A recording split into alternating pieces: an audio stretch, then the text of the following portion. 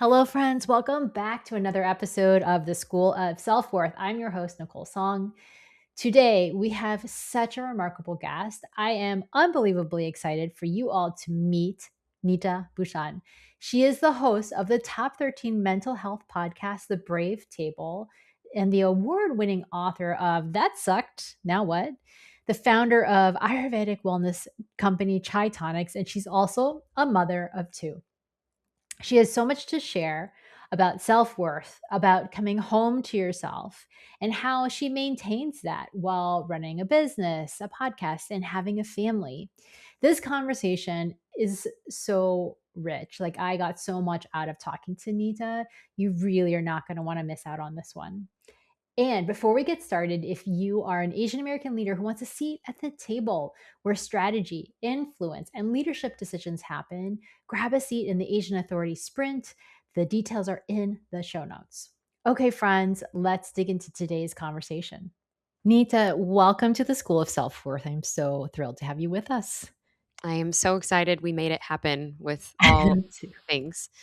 I know all the things, all the life things and the family things. And yeah, so thank you so much. I know she's tuning in from New York with us today. And I'm just so excited because I feel like a lot of what you talk about and you share in your life is so aligned with what we do here on the School of Self Worth and in my coaching practice. And what I would love to talk about and what we focus on here in particular self-worth, and especially from the lens of growing up with immigrant parents and being in that generation. And so I would love if you could start there, like around how have you seen your own self-worth journey, and how was it defined in so many ways by growing up with parents who were immigrants?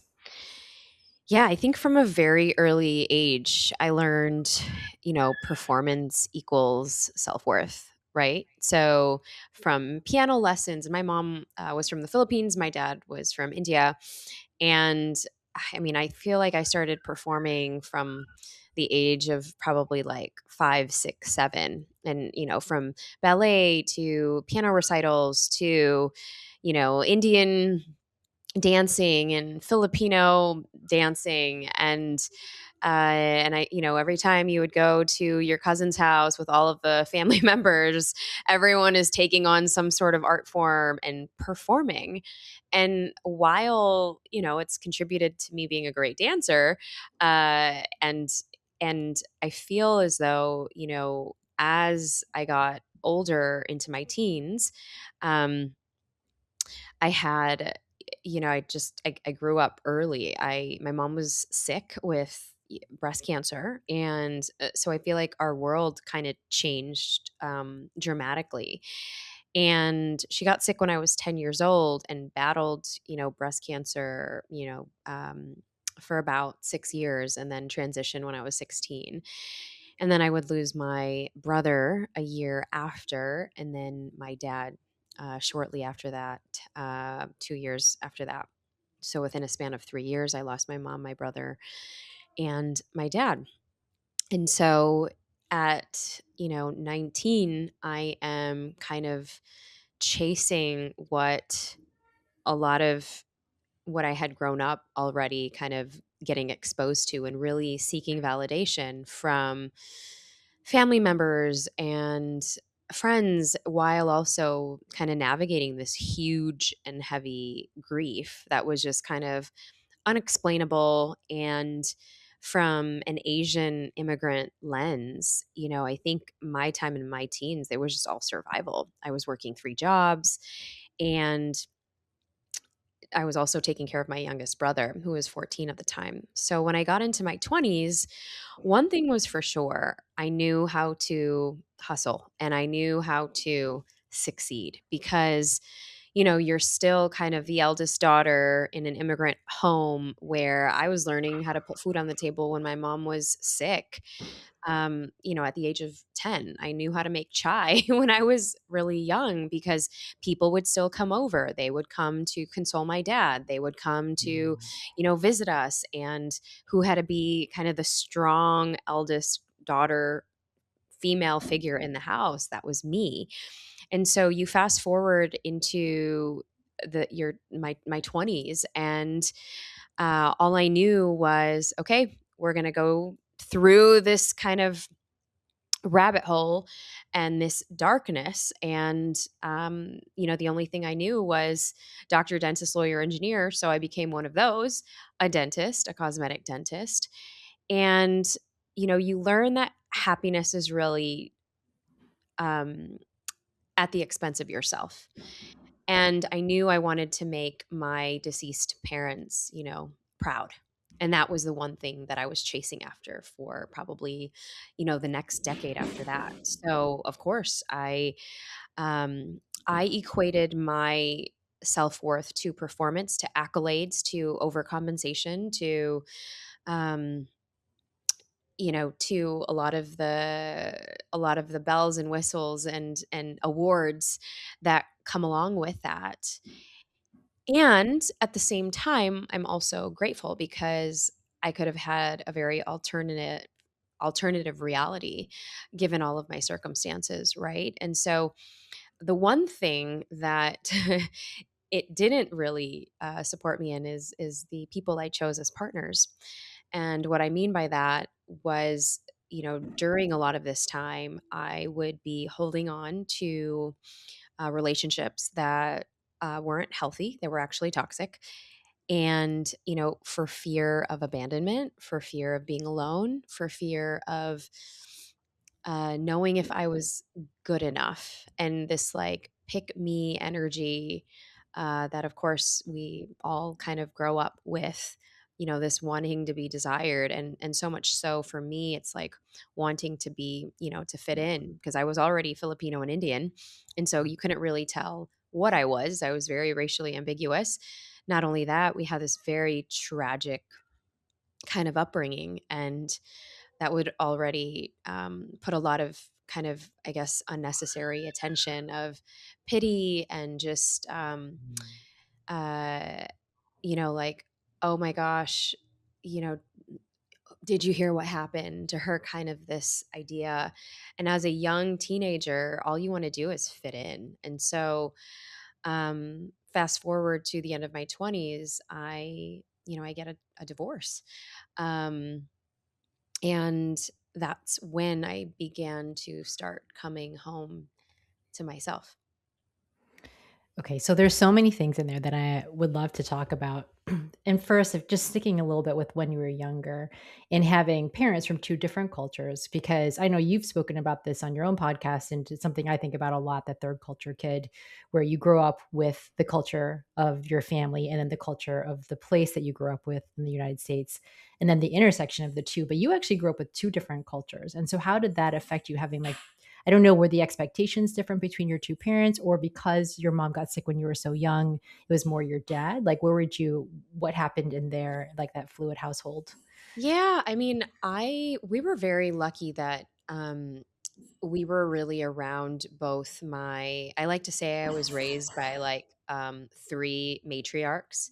My grandmother, like my Lola, who's my mom's mom, and my grandmother's sister, who's my other grandma, my mom's aunt, and my dad's sister, my bua, who is actually still with me to this day.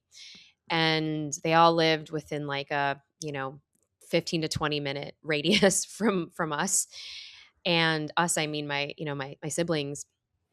And so we were surrounded by a lot of love and a lot of care, and we my and very blended mixed families. And so one of my aunts married a Caucasian man who's still my uncle G to this day. He's 79, and he's still that stronghold in our family. And so the influence was, of course, we had a lot of influence on both sides. Yes, my mom got sick young, but we had, I would say, a good equal amount of, kind of relationship to both cultures. Obviously, when my mom passed away when I was, 16, then of course a lot of the Indian influence, kind of shined through because we were eating more Indian food at home. And, um, but I feel like there wasn't oh, you have to be, I think towards my family, my cousins, it was like, you're not, you're not too Filipino for your cousins, or you're not too Indian for when you go back and visit India. You're just kind of this like mix. And even I think within friendships in, high school and college, um, while I would kind of dance for both, it was just like, oh, you're a mix. Like you're not fully this place or that place. And I think just this sense of belonging of there was not, I didn't know what a third culture kid was back then, but that's literally um what I've come to appreciate now, because it wasn't even just the two cultures, it was also the religions as well. My mom was like devout Catholic, my dad was very spiritual, although we celebrated kind of going to the, Hindu temples and the gurdwaras. And so looking back, many times it was confusing. And then, of course, not to mention, I look racially ambiguous. And so people would always think, like, are you Latina? And it wasn't cool back then to be Indian, or Asian. And so, again, you wanted to really belong. And I, I wouldn't really correct them when they would, make assumptions like that. Yeah, I feel like that's the biggest thing that when you grow up in it, you don't even know that it's occurring, right? Like I grew up in very white suburbs outside Chicago, and I just wanted to be white essentially, right? Because like that's the Mhm. environment that's around you. And then how do you start to appreciate yourself? And obviously that takes its own journey. Did you feel like, a lot of Asian cultures in particular, like the emphasis is on family and the collective. And do you feel like for you, like that was probably consistent with both sides of your family? Oh, absolutely. And Mhm. I think, the nuance for me was we had such a big tragedy growing up. And so, from like the biggest years of my life as a teenager, I didn't really care to go to a lot of the things that teenagers were going to, like concerts and things like that, just because I had to be there for my youngest brother. I had all these responsibilities when people were just having their, like able to hang out and do teenage things. I was visiting my parents, or, one or the other in the hospital. Um, my brother had a, sudden death. And so for that whole last year of my high school, it was it was more so like, how do you get out of this darkness? Because I didn't know at the time, but my dad also fell into deep depression, and it was just a very, very dark time. I feel like for me, I didn't really, and I write about this in my latest book, That Sucked, Now What? How to Embrace the Joy and Chaos and Find Magic in the Mess. And we can link it in the show notes for people. Um, but I remember vividly going, to my first like study abroad program.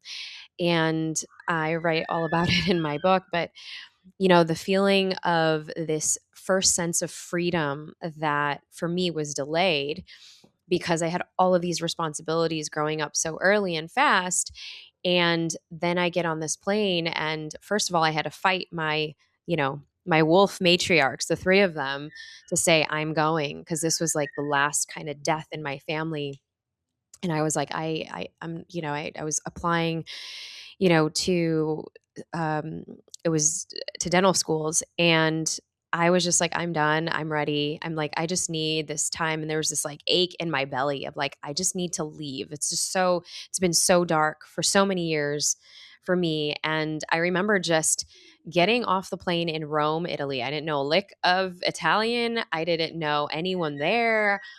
And like as soon as I landed with so many other people from around the world, it was the first time that I'm like, I don't have to be the girl that lost like her full family. I can be the girl that gets to choose what stories are with her now.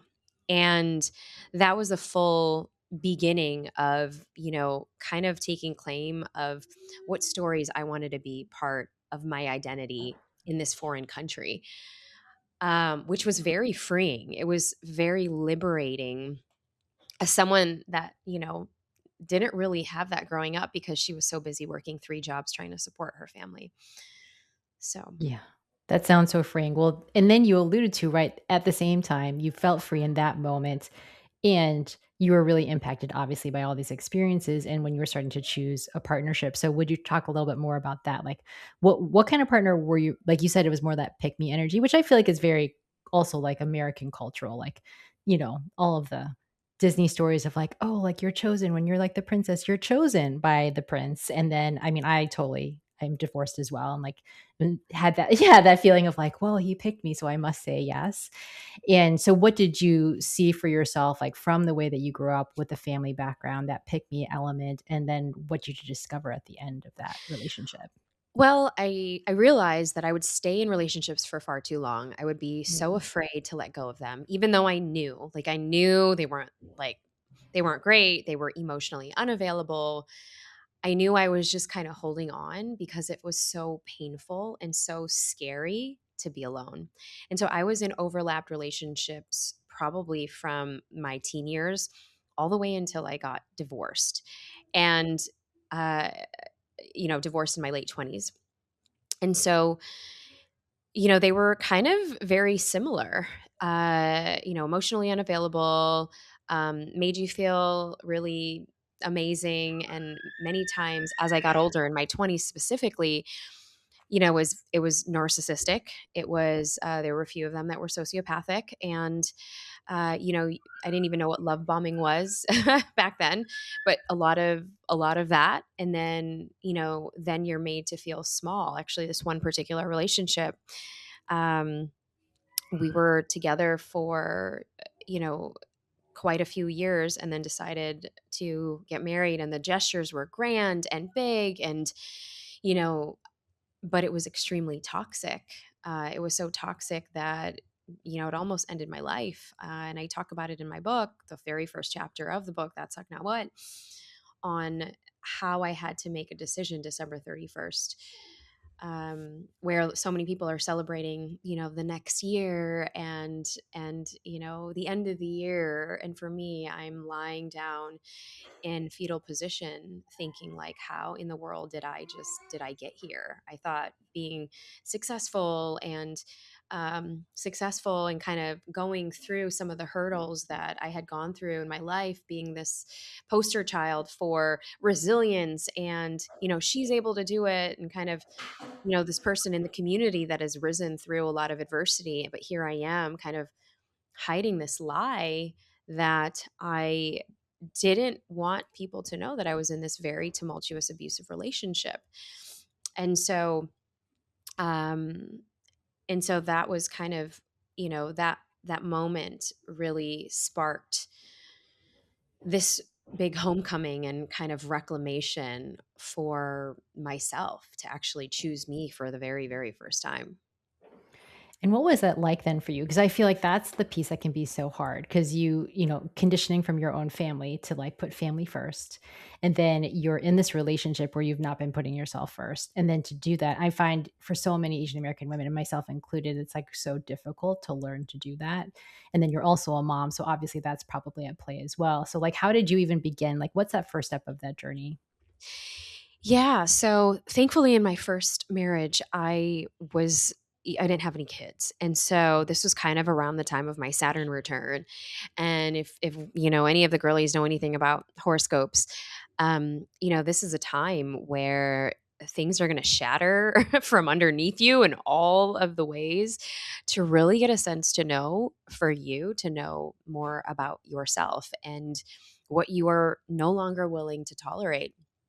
And uh, for me, it was, I needed to really love myself and unlearn that my validation comes from people pleasing and putting my needs last and sacrificing and all of these things that we know in our cultures to be true, right? Asian good girl, the good girl syndrome, the eldest daughter doing everything and more and not needing any, help. I kind of talk about that a lot on my socials. Yet it was really a declaration that I was going to unapologetically really learn how to know myself, because for so many years of my life up until that point, I was doing everything for everybody else. Like, I became a dentist because I was good at science, and I thought that was kind of the thing that would make my, deceased parents proud, and just like all of these elements. Um, and for the very first time, I'm like, wait a minute, I don't have to be, this person that's kind of being a chameleon for everyone else. And I remember walking into, I was a cosmetic dentist at the time, and I was so not ashamed, but I was very insecure of kind of owning up to being a leader. So much so that it showed up in my work that, there was a period of time that I had like a revolving door of like staff because A, I didn't take myself seriously. B, people already thought I was very young. So they were like, "Oh, what does she know?" And you could see it in the kinds of patients that I would attract, who would always comment on my age and things like that, even in the staff that I would attract, because a lot of times we attract the people that need to teach us more about who we are and ourselves. And so I started to hire people, from consultants to coaches to healers to all sorts of things. And I mean, I kid you not, Nicole, everything in my life started to change when I started to take action and really say, you know what? All right, actually, if you don't want to work for me and my name is on the door. And I remember being so afraid, like my voice was shaking when I even said this.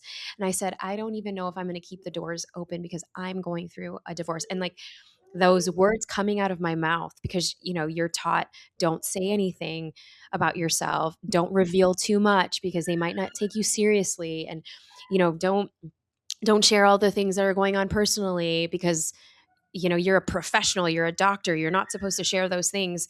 And I just blurted it out as if I was like in Sunday mass, or Sunday church at the with the pastor. And people were, their jaw dropped because they, for the first time, were witnessing somebody authentic, not Mm. this woman who was like performing. And tears were rolling down my eyes. For the first time ever, I saw so many of the girls that were working with me. Everything changed overnight. They started saying, my sister's going through this. My mom was in an abusive marriage. You can stay at my house, whatever you need. Like, so much vulnerability created a shared bridge of trust. And it was like this immediate trust, like, I got you, doc. Don't you worry. You can't come in. We got you. We can't do the procedures, but we'll write the notes. At least show up to do your thing, but we got you. And it kind of turned into this sobbing session and it was very beautiful because the first time in my life I'm letting other people in. Mm. And it wasn't this like, okay, she's so strong. And I have been known, obviously, for most of my life to be this like very strong person that doesn't break down, that doesn't let other people in. And now I'm letting other people in. And so that was like the first ladder in leadership that I learned that day, and everything changed. I mean, from that moment, my practice grew year upon year, 30%. So much so that I started kind of hiring other dentists. My confidence in myself as a practitioner grew because I was now not the one behind the chair. I was the one hiring, and I could actually start speaking on stages, and people wanted to know what I was, what my story was. And that's how I kind of got into this like motivational speaking for young girls. I Mm. started a nonprofit. Like, everything in my life started to like rapidly change. Not only that, I started getting involved in like conferences and young girls pitching their startups. I didn't even know what that was because I came from the medical background. And I'm like, there's a whole world that exists like this. And seeing how these women were so fierce and didn't care if they had money or valuation. They just had this Lulu belief in themselves and what they were creating. And I'm like, here I am trying to be perfect as a medical professional. And these girls, I don't even know if they have an idea, but they are so convicted. And I'm like, I want to give them money. And so I became like an angel investor kind of accidentally, and then a mentor to these young girls accidentally because I started to share my wisdom and truth. And that kind of brought me to mentoring and coaching. And then also, of course, speaking. So in that time frame of, the next few years, just as I started to share my truth, and we're seeing this in various levels now, everything kind of unlocked for me in ways I could, never imagine. And so much so that I sold my practice a few years after that. And I made a declaration that I was going to go live, on the West Coast. I moved from my hometown to San Francisco, and then kind of did a whole eat, pray, love situation. Wrote my very, very first book over a decade ago now, called Emotional Grit. And that really kind of began my career as, an author and a coach. And so, and then fast forward, then I found love again. And, this time, this was the love that was really just solid in, values and shared values, and values of service and love, and, growth, and just, yeah. So it was a very beautiful kind of anchoring of coming back home. So beautiful. Thank you for sharing that. And one thing I was really hearing and seeing as you were talking is how so many of us in Asian cultures are taught to not share things that might be embarrassing, too vulnerable, right? And it's really, and so I appreciate you sharing it, because I also share my story, and I think it's really hard often for Asian women to actually do that, because they feel like, oh no, no, I don't want to embarrass my family. I was always taught to like be loyal to family first. I'm not just going to put myself out there. And I really do believe the more that we share, the more that people start to get that courage to do it themselves. Because it sounded like you were like on the brink, and it just like had to shift that It way. was just like a word vomit. I mean, I actually didn't have a choice. I mean, Mm. literally, I remember just I had packed up everything I could in, my really fancy car. But I had this really big secret that I was hiding. I was sleeping on my friends' couches, and, crying in the parking lot, coming in, putting my like mask on so I'm ready to like charge for the day while my eyes are bloodshot red. I mean, like it was bound to happen, and it was such a raw time because it was a very tumultuous ending to that first marriage where I was in fear in many ways, and I needed to let people in. But I wanted to say this because, Nicole, to your point about not sharing, there are going to be times where you will share something and your family will perhaps maybe stop talking to you, maybe will judge you, maybe not support you in the things. And I have been through all of that and more. I had certain family members who, on both sides, obviously, because Filipino Indian culture, they just don't believe in divorce. They think it's taboo. Mhm. And I was one of the first ones in my family to kind of do all of these things kind of out loud. And I lost a lot of, cousins and people who didn't really approve of what I was doing. And so much so that when my very first book came out, Emotional Grit, some of my family members that I loved and adored would not even read it. They wouldn't pick it up. And I just needed to be so convicted in my own self love and my own truth. And this is what so many women have thanked me for later, is that they will come back around. I guarantee you they will come back around. And maybe it's not now, it's not the time, but it took some of my family members a decade to say, I'm so sorry I judged you. I'm going through the exact same thing right now. And, and even, I'm so proud of you. I thought you were not going to turn out into anything, but here you are. Because there's that tiger parenting Asian mentality. And I just think in those moments, you just have to have this fierce, strong belief in yourself, and also surround yourself with people who actually genuinely cheerlead and support you on your way up the next mountain, because it can be a lonely road and you don't want to go at it by yourself. You can, but you don't want to go at it by yourself because there's nothing to prove. You are whole, you are, enough, and you are already here, and that's it. And I think I had to quiet a lot of the background noise, when I had decided that I was going to leave a very lucrative career, selling my practice, not knowing, that traditional path, what it was going to lead to. And, for other people to not understand it, I needed to be okay with being misunderstood. And not a lot of people are okay with that, because it kind of goes back to, well, what's our self-worth? What does it actually mean, when we're not performing in the limelight that family members think you should be? Well, you spoke to a fear I think so many people have, like Asian American women have around like, I'm going to embarrass my family or my family won't talk to me or I'm going to get shunned or they're going to judge me. I mean, it really is something that comes up so much. And I've had that too. Like I pivoted to from journalism to yoga teacher and I was like, are they going to think I've just lost my mind? Right. And you always have that piece. And then you speak to it at the same time. Like, how do you stay so grounded in who you are? And it can be so hard. It's so easy to be like what everyone else thinks. And I would say that, typically family is a big part of that, but also random people on the internet or whatever, like what do they think about the choices you're making? And it's always like, well, who's living your life? Hmm. Right? Like you have to.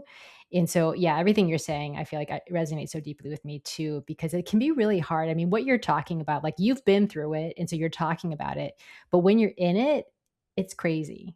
Like it's so intense, you know? It is intense.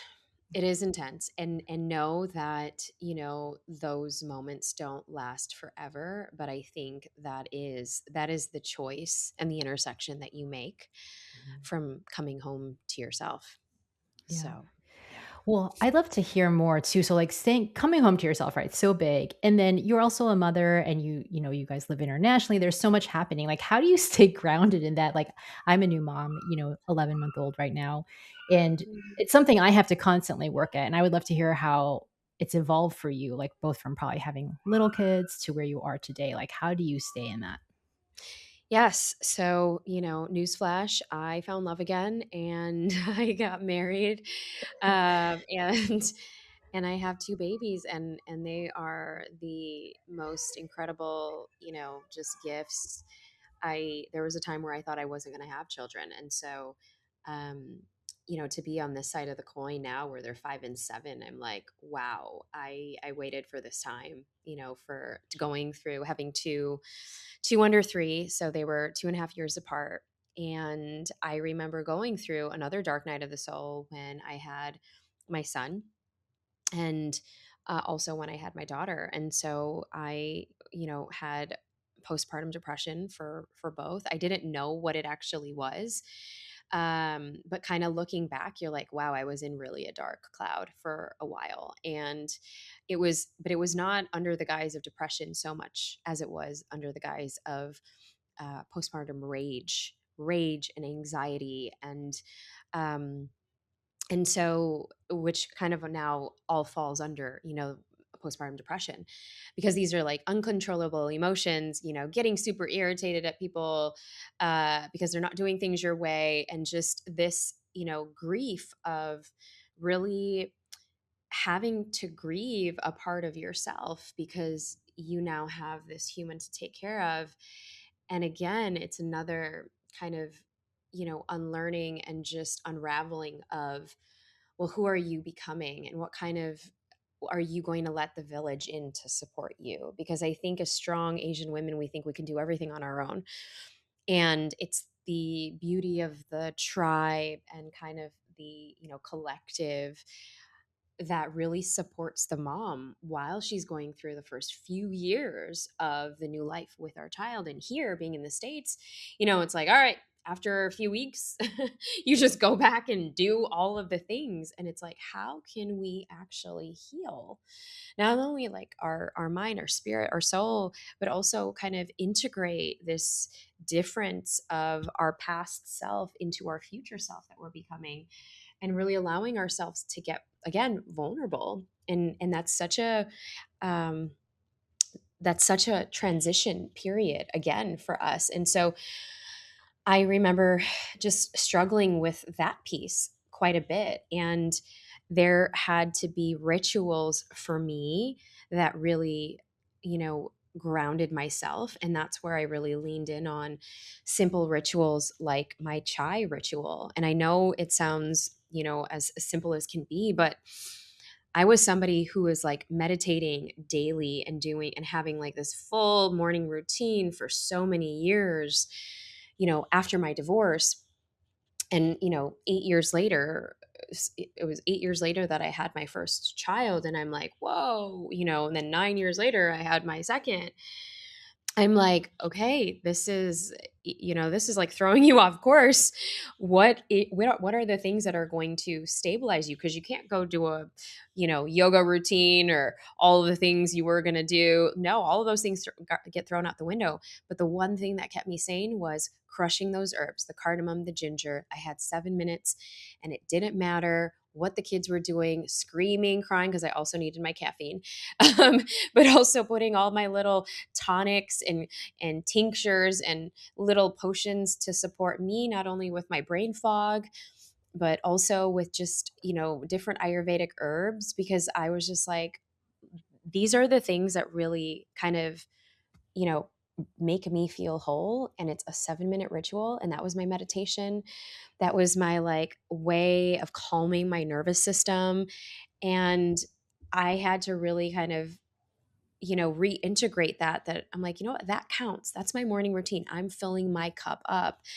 So much so that I just fell in love with the process, and I started doing more research about it, of like, oh yeah, our ancestors would do this all the time. And whether it's pouring a cup of tea, and tea ceremonies in Chinese culture, Japanese culture, of course, chai in Indian culture is such a communal thing. It also brought me back home to just the nostalgia that I remembered of my parents. And for somebody who is a mom, also grieving the loss of her parents while in those early days of postpartum, that was another clearing, and also integration. So it was very, very healing for me. And it's why I created, my next brand around it, and my new brand, my wellness brand, chai, that actually supports women in postpartum, in perimenopause, because I feel like, this is the time where we can actually support ourselves if we allow ourselves permission to pause.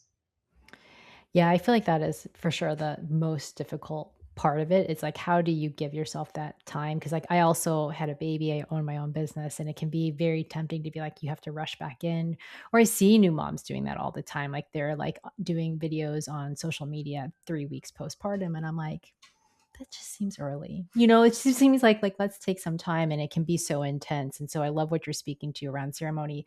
And also what you're speaking to is like that ability to shift from Hmm. what you were doing previously. Because I'm the same way. Like I had a really strong morning routine, and then I had a baby, and like you don't, you're not meditating when you have a baby. Like you are just trying to get some sleep. And so I've had to really be with myself, just like, okay, the shower is where you get your moment, and that's okay. Like that's the one thing you can do. And even if it's a short shower because he's crying, whatever, like that's that moment where I can have it. And I've allowed myself to shift to being like, that's the place, versus like it has to be, yeah, because it used to be like I did I had my meditation, I had my rituals, I had my walk with my dog, I did all the things, and I didn't start work till 9, and it was perfect.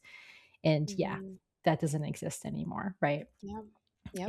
It's shifted completely. Oh, completely, Yeah. completely. And I feel like then we have to create our routines of what new normal looks like. And I think that place, like you're saying, it's okay if it's the shower for 5 minutes, that's what's going to give you grace. So allow it to be a ritual. And what I mean by ritual is, it's something that's sacred, that you, even if it's putting on your shoes, or, just pouring that cup of tea or coffee, or speaking into your phone because maybe baby is asleep, or you're just walking and you're kind of walking the baby outside, but you're speaking into your phone because you're having you need to kind of let some thoughts out, and you can release how frustrated you are, or many times when I kind of talk about, emotional regulation, we just have to vent our frustrations. And so I'll leave myself a voice message to say, I am frustrated at blank.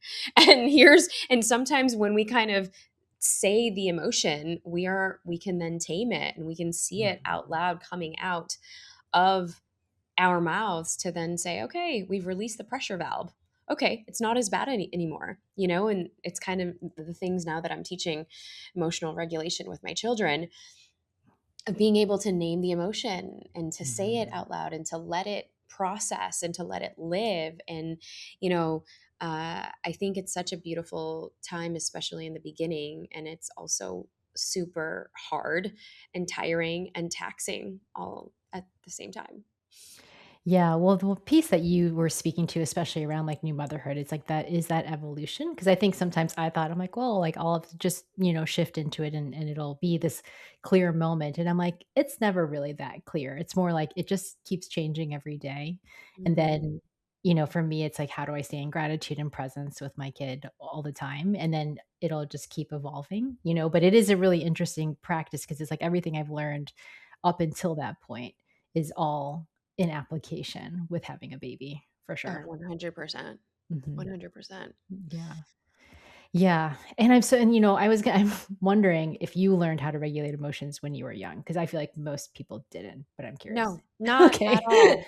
Yeah. Not at all. These were all the things that it's kind of like healing my inner child, but also Mm, my inner teen. I think that's kind of, I used to do a lot of workshops around healing the inner teen. And I think mm, a lot of times, especially Asian women, we're in our teenage years, you were taught to get the straight A's, do the things, be head of X, Y, and Z, and your nervous system is so like, to mhm, do, perform, perform, perform. And then, or you were the one that was bullied in school. You were the one that was not picked. You were, you had all your other family obligations. So you couldn't do all of these things. And so I think for me also, allowing us to heal the younger parts of ourselves where you can have compassion for the younger version of yourself that didn't know how to regulate, that probably is now even seeing your kids, and I see the mirrors of my kids, gosh, in me so much, where I'm like, okay, I can give myself grace because I know that now I know better. Now I can mhm, say, all right, let's put your hand over your heart and let's take 3 deep breaths and let's not react, even though you want to react, even though, and every moment is another moment. And even though it's so easy to kind of take things personally in motherhood because it's another thread of what reminds you of your inadequacies or the self-worth issues that you are still navigating. But I totally. think kind of just these really beautiful reminders of you're doing the best that you can. You're exactly where you need to be right now. Everything that's happening is happening for you. And so these have been such really beautiful reminders of just healing the little parts of ourselves, like healing the little Neeta that, you know, didn't get to do a lot of those things and maybe didn't get to cry because I was told you got to be strong. You got to be strong for your mom. Mhm, You got to be strong for, your little brother. And to now be able to like let the rage out. I have a rage practice. I have a rage playlist. I teach my kids if they're having anger that we have, pillows that they can throw and punch and kick. And if they want to scream into a pillow, they can because, sister took the toy or brother took the thing, and they are allowed to express fully because mhm, guess what? We weren't allowed to express, oh, no, no, no, not at all, because that wasn't being good. That was being disruptive. That was being awful and whatever. So I'm like, okay, you can be upset and angry and mad and express. We're just not going to hit anybody. And it's also, a reminder for me. It's like, I'm not going to punch any walls, right? We are going to punch the things we're going to color. And it's been also fun, to allow yourself to play and roll around and have a somatic practice where I, this is also in my book, That Suck Now What, but I tell the story of when my son was 2 and my daughter just came, along. and a babysitter was supposed to show up and never did because she was Gen Z and young and all of the things. And I was so angry because I just wanted to have alone time with my husband. And we had just moved to Mm. Texas. And I'm like, what are like, and I was so angry. And I like played this one song. It's like Dance, Stomp Like a Dinosaur. Well, it's like by Cats in Boots. It's really hilarious, by the way. It's so funny. And I was just stomping across the living room. And my son is like, Mama, what are you doing? And I said, I'm stomping like a dinosaur. Let's stomp together. And he thought it was the funniest thing. And then we just started laughing. We ordered pizza. It was a whole thing. But in that moment, Mama was really mad because she just wanted an adult like night out and did not get it. But then it became the thing that I started to share on stage at some of my talks with people, and they were stomping like dinosaurs. And how freeing is it when we give others permission to stomp out their frustrations? Because as adults, we keep everything cooped up inside. We hold everything in, and then we wonder why our shoulders are tense and our stomach is tense and our chest, we're breathing shallow, and then we're getting headaches because we're not fully properly respirating. And at the end of the day, all we need to do is just, take a really big deep breath and exhale. Well, I would Yeah. say too, when we hold it all in like that, the other thing that happens is then you can blow, Yes, right? absolutely. And then you You're blow, and the people you love, right, are the ones who are on the receiving end of that. That's oh what I yeah. used to do. Yeah. Oh yeah. No, I mean that's I always talk about it. Resentment will definitely fuel the fire for sure. And it gets spilled over in all of the closest people around us, including our Yeah. children. Yeah, exactly, and it's like if you want to do better, like, maybe stomp like a dinosaur Yeah. and get it Oh, out oh, first, I'm telling or you, have your cats kids and do it with boots. you. And Yeah. and have your kids do it with you. It's less jarring, I would say. Yeah, they're just like, "Okay, we're gonna stop right now." I love that. That's so sweet. Well, and I feel like you're just speaking to all these important things. Emotional regulation, I feel like is really hard because we aren't taught that. And now like people are teaching kids younger. But when we were little, I mean, nobody ever taught me anything about emotions.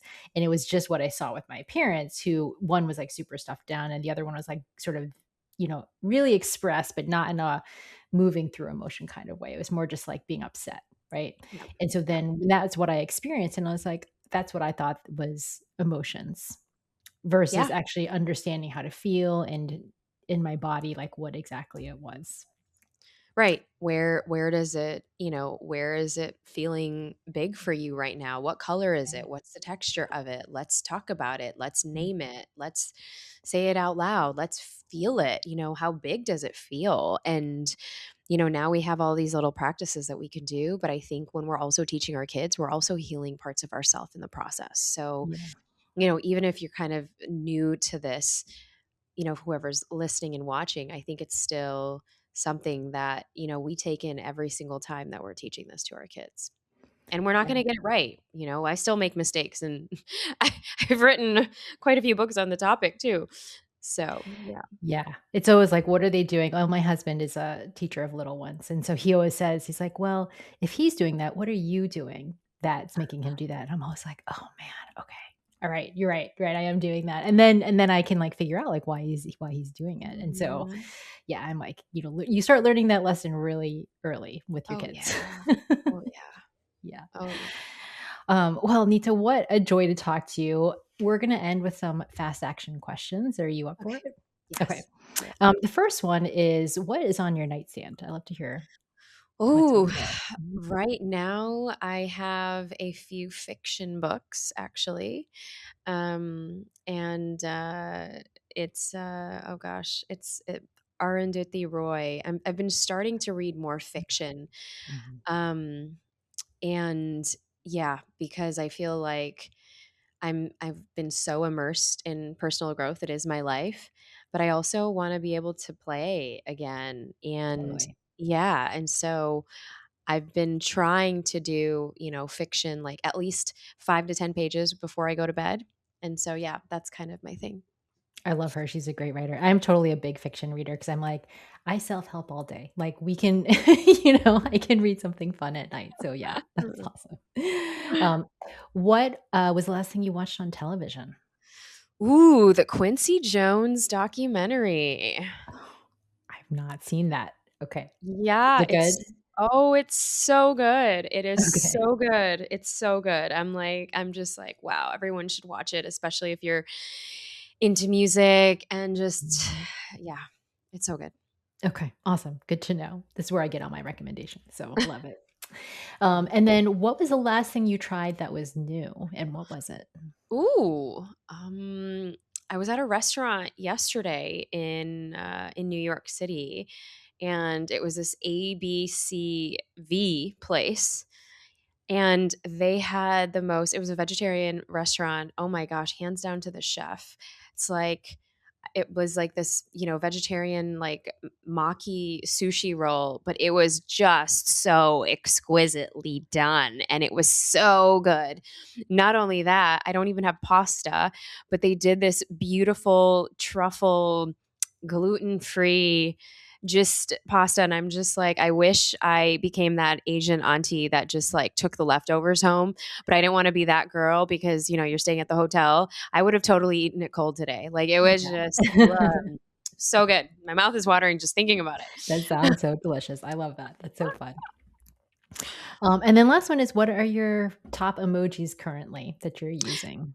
Ooh, I'm using the biting lip emoji because I feel like I'm feeling a little spicy. Mm. And also the spicy emoji, we have our rose ritual chai. It's actually great for postpartum, but it's caffeine free and it has saffron in it and it's vegan and it has shatavari. And so we've been kind of doing our own internal data collection from Mhm. our chai drinkers, and a lot of the women and the moms are saying it's actually increasing their spiciness in the bedroom. Oh, I love Yeah, and that. so I've been creating a lot of content around it because I think it's so fun. I knew that shatavari, which is a Ayurvedic herb, you guys can all look this up, but it's also funny. The actual literal definition for the herb is supports 100 husbands. So yeah, and I knew this, but I didn't know it out in the wild that it was going to Right. do these things. Like I knew, but you don't really know, And sure enough, we are getting the feedback, and yeah, so it's spicy and it supports you because it's supposed to help you come back home to yourself. And when you are home, when you are resourceful, well, you are flowing from a full cup, if you know what I mean, in all of the ways. So, You could partner I also love, like, romance and romantasy books. You could, like, partner with, like, really good romance books, and people will be all in. so I haven't gotten there in my fiction journey, but I'll have to ask you for Rex. I'll send you some recommendations because there's some really good ones out there. All right, all Um, right. well, Nita, what a joy to have you on with us. Thank you so much for you guys. We'll put in all the ways to get in touch with you. What's the best way? What's like the top way to follow you or find out more? Yeah, I would say Neeta Bhushan on Instagram. You can also, follow us on Chai Tonics. I also have, the Brave Table where we brave conversations in motherhood. And yeah, for your audience, we'll link up a 15% discount code for the moms who try Chai Tonics. So we'll link that Is up. the rose one available is the question. Yes, Okay. absolutely. Oh, Yes. it's ready. It's ready. Okay. Okay. Check that out in the show notes. And then Nita, thank you so much for such a great conversation today. Oh, you're so welcome. Thank you.